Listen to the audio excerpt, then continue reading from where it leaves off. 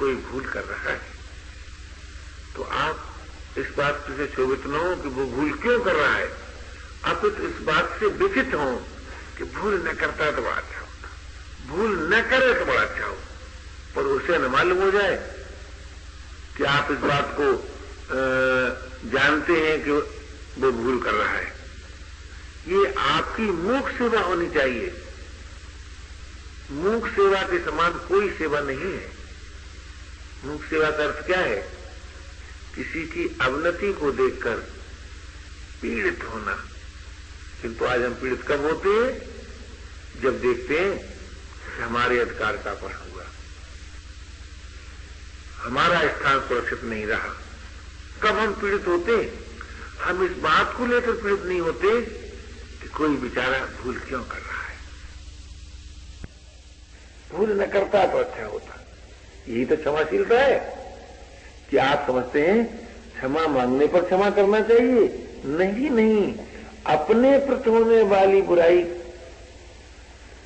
के काल में ही क्षमा करना चाहिए। जब कोई हमारे साथ बुराई कर रहा हो तभी हमें क्षमा करना चाहिए। क्यों? उसने स्वयं अपने को बुरा बनाया है, इसलिए बुराई कर रहा है। और अपने को जो बुरा बनाया है वो प्रमाद से बनाया है। स्वभाव से वो बुरा नहीं है, स्वरूप से वो बुरा नहीं है। प्रमाद मिट सकता है, सदैव नहीं रहता, इसलिए वो भला हो जाएगा। भला हो जाएगा, बुराई नहीं करेगा। तो हमें दूसरों के संबंध में यही सोचना है कोई बुरा न रहे, कोई बुरा न रहे। और उसके लिए सबसे सुंदर उपाय है कि हम किसी को बुरा न समझें। देखिए, उपासना का रहस्य क्या है? जिसको जैसा देखना चाहते हो उसमें वैसी स्थापना करो। ये वैज्ञानिक सत्य है। जिसको जैसा देखना चाहते हो उसको वैसा ही समझो। एक भाई ने मुझसे कहा कि आप मुझको परमास्तिक क्यों लिखते हो? मैं तो परमास्तिक नहीं हूं। तो मैंने कैसे लिखता हूं कि आप हो जाएंगे। ये कोई कल्पना नहीं है, ये वास्तविकता है। जिसको आप जैसा समझेंगे, जैसा मानेंगे, जैसा सोचेंगे, वो वैसा बनेगा। इससे क्या सिद्ध हुआ कि हम किसी को बुरा न समझे तो किसी के बुरे होने में हमारा हाथ नहीं रहेगा। तो अगर आप ये चाहते हैं कि कोई बुरा न रहे तो उसका सुगम उपाय है कि आप किसी को बुरा न समझें। इसका अर्थ ये नहीं है कि आप भला समझें, ये मैं नहीं कहता हूं। ये तो आपकी विशेष उदारता है और ये आपके लिए आपका एक बड़ा सुधर्म है। लेकिन कम से कम बुरा तो न समझें, ये कम से कम बात है। बुरा न समझने मात्र से ही आप तो भले ही हो जाएंगे।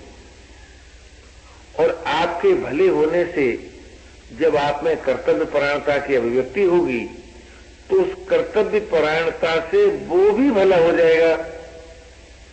आप जानते हैं कोई बुराई क्यों करने लगता है? उसके साथ बुराई होती है इसलिए बुराई करने लगता है। अगर किसी के साथ बुराई न हो तो वो कभी बुराई कर ही नहीं सकता। पर इतनी गंभीरता से हम इस समस्या पर विचार नहीं करते और ऐसा मानने लगते हैं कि उसने जानबूझकर बुराई की। और अपने संबंध में क्या बताएं, हमारे संस्कार ही ऐसे थे, हमारी परिस्थिति ऐसी थी। तो अपने से जब बुराई होती है तब तो हम अपनी बेबसी अनुभव करते हैं, और जब दूसरे से बुराई होती है तब हम उसकी असावधानी अनुभव करते हैं, उसकी भूल अनुभव करते हैं। इसीलिए हमें उस पर क्रोध आता है और अपनी चूक बेबसी अनुभव कर लेते हैं, इसलिए अपने को क्षमा कर बैठते हैं। बेबसी अनुभव करना चाहिए दूसरे की और भूल करना चाहिए अपनी। तब अपने प्रति न्याय होगा, दूसरे के प्रति क्षमा होगी। आप जानते हैं दूसरे के प्रति क्षमा करने से ही एकता आती है, बैर भाव मिटता है, समता का उदय होता है, प्राणव द्वेष रहित होता है, क्रोध रहित होता है, क्षोभ रहित होता है, और उसके होने से उसमें स्मृति जागृत होती है। ये जो स्मृति है ये ज्ञान के अर्थ में भी है, प्रीति के अर्थ में भी है, प्राप्ति के अर्थ में भी है। जैसे कोई आप रखकर भूल गए और स्मृति आ गई तो आपको प्राप्त भी हो गई। एक बार मैं श्री नाथद्वारा में कुछ मित्रों के साथ स्नान कर रहा था। एक मित्र उस कार्य में सहयोग दे रहे थे, तो जब नदी से निकला तो शरीर पहुंचने के लिए वस्त्र की आवश्यकता हुई। मेवाड़ की भाषा में उसको हस्ताड़ा कहते हैं वो लोग। तो जो भाई मदद कर रहे थे नहाने में, उनके कंधे पर वो हस्ताड़ा रखा हुआ था और इधर उधर ढूंढते फिर रहे थे, कहाँ है कहाँ है कहाँ है। तब तक दूसरे भाई ने कहा कि आपके कंधे पर क्या है? अरे एक मैं भूल गया था। तो स्मृति और प्राप्ति उत्पन्न हो गई कि नहीं? जिस समय स्मृति आ गई उसी समय प्राप्ति भी हो गई। और तो स्मृति प्राप्ति के अर्थ में भी है और स्मृति प्रीति के अर्थ में भी है और स्मृति ज्ञान के अर्थ में भी है। तो कर्तव्य की स्मृति, अपने स्वरूप की स्मृति, अपने प्रिय की स्मृति कब आएगी? जब हम क्षोभ और क्रोध से रहित होंगे। क्षोभ के रहते हुए, क्रोध के रहते हुए न कर्तव्य की स्मृति आएगी, न अपने स्वरूप की स्मृति होगी, न अपने प्रिय की स्मृति होगी। अब आप सोचिए कि क्रोध रहित होना कितना आवश्यक है। आप कहेंगे कि हमको तो क्रोध नहीं आता, हम किसी को बिगड़ते नहीं, हम किसी कुछ कहते नहीं। इसका अर्थ ये नहीं कि क्रोध नहीं आता। क्रोध का स्वरूप क्या है? किसी दूसरे की कोई भी बात जिस वक्त आपको ये भाषित होती है कि ठीक नहीं है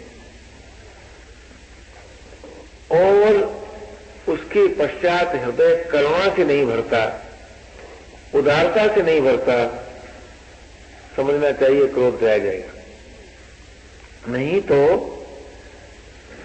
करुणा उदय होनी चाहिए ना,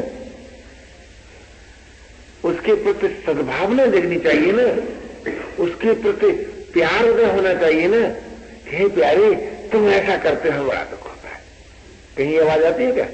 आवाज निकलती है, तुम बड़े बेसमझ हो, तुम बड़े बदतमीज हो, तुम्हारे समान कोई धूर्त नहीं है, तुम ऐसा करते हो। ये आवाज निकलती है। ये आवाज क्रोध का परिचय है। कहीं ये आवाज निकलती, मेरे प्यारे तुम ऐसा करोगे तो मुझे बड़ा दुख होता है।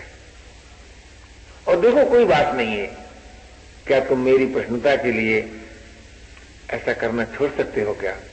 मुझे बड़ा हर्ष होगा। ये भी बढ़िया बात नहीं है। इससे और बढ़िया बात तो यही है कि भीतर इतनी सद्भावना जागृत हो कि उसकी भूल को हमें अपनी भूल मालूम पड़े। क्या हमसे कोई भूल हुई है, इसलिए इन्होंने भूल करना सीख लिया। जिसको हम प्यार करते हैं, जिसको हम अपना मानते हैं, उसमें भूल क्यों हुई? मालूम होता है हमारे द्वारा प्यार नहीं मिला, मालूम होता है हमसे कोई भूल हो गई है। यदि हमसे भूल न हुई होती तो भला हमारे साथी भूल करते। इस प्रकार का विचार जब उदय हो, इस प्रकार की विचार लहरियां जब उत्पन्न हो, थॉट वेव उत्पन्न हो, तब आप सचमुच उसके हित चिंतक हो सकते हैं, उसकी सेवा कर सकते हैं।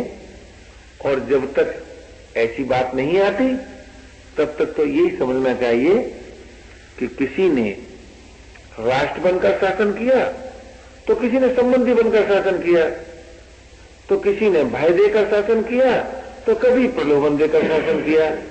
शासक जो होता है वो सुधारक नहीं होता, शासक कभी सुधारक नहीं हुआ, आज तक नहीं हुआ और न हो सकता है और न कभी होगा। इसलिए ये भ्रमात्मक धारणा कि हम बल के प्रयोग से किसी का सुधार कर लेंगे, बड़ी ही भूल की बात है।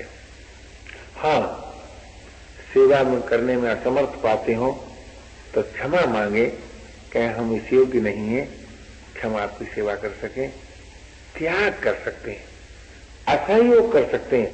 असहयोग में द्वेष की गंध भी नहीं होती। असहयोग में तो एक प्रकार की अपनी असमर्थता होती है और एक नवीन जीवन की खोज होती है। असहयोग का अर्थ क्या है?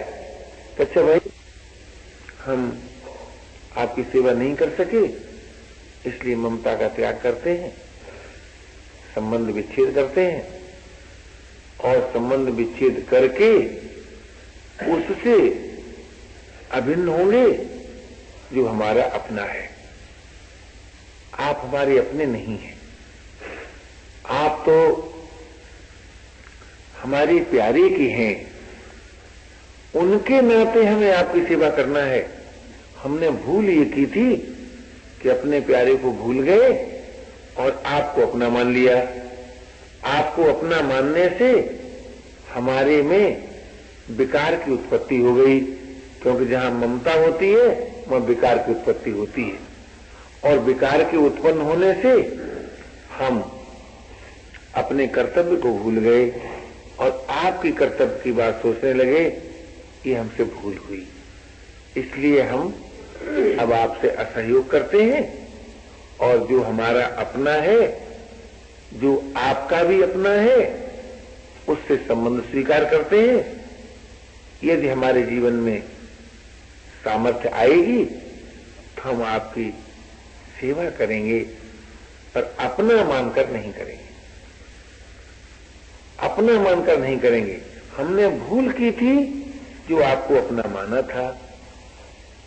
आप हमारे अपने नहीं हैं, आप तो हमारे प्यारे के प्यारे हैं।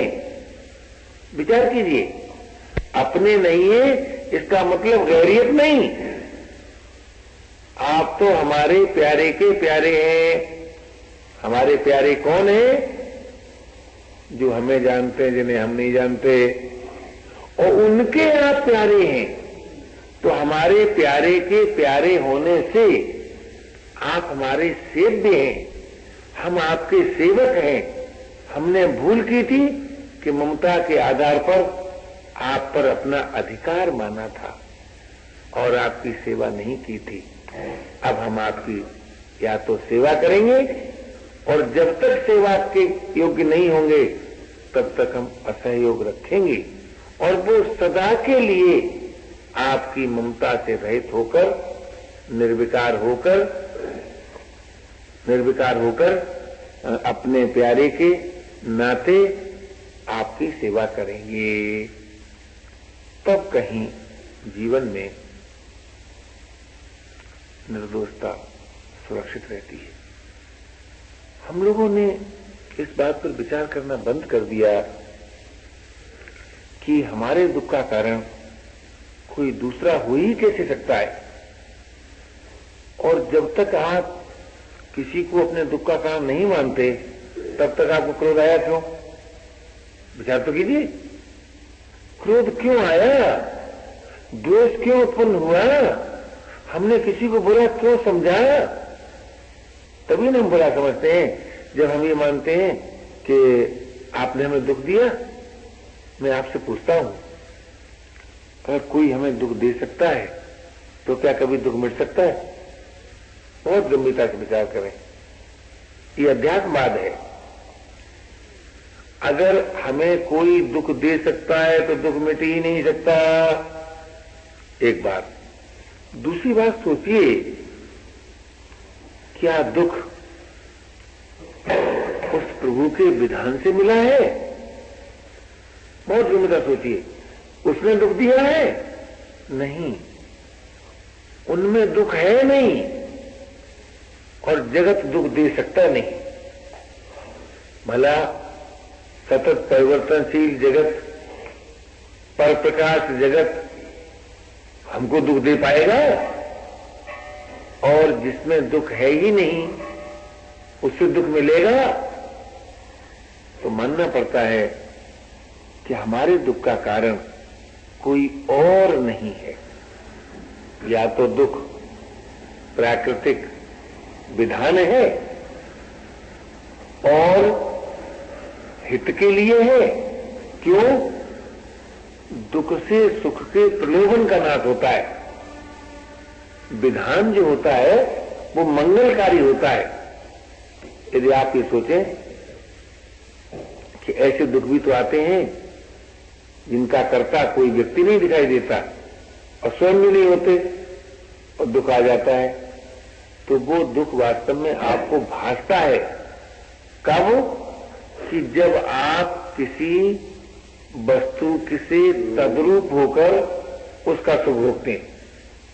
मुझे अंधे होने का दुख क्यों हुआ? आंखों का सुख भोगने से। अगर आंखों का सुख न भोगता तो अंधे होने का दुख हो सकता था क्या? तो ये जो दुख आपको भाषित होता है वो अपनी भूल से भाषित होता है। और ये जो परिवर्तन आता है कि वस्तु का वियोग हो गया, व्यक्ति का वियोग हो गया, परिस्थिति बदल गई, ये विधान है। तो परिवर्तन का अर्थ ये थोड़ी है कि आपको दुख हो। आपको दुख तो आपकी ममता से होता है। परिवर्तन तो आपको एक अलौकिक जीवन के लिए प्रेरणा देता है, प्रेरणा देता है।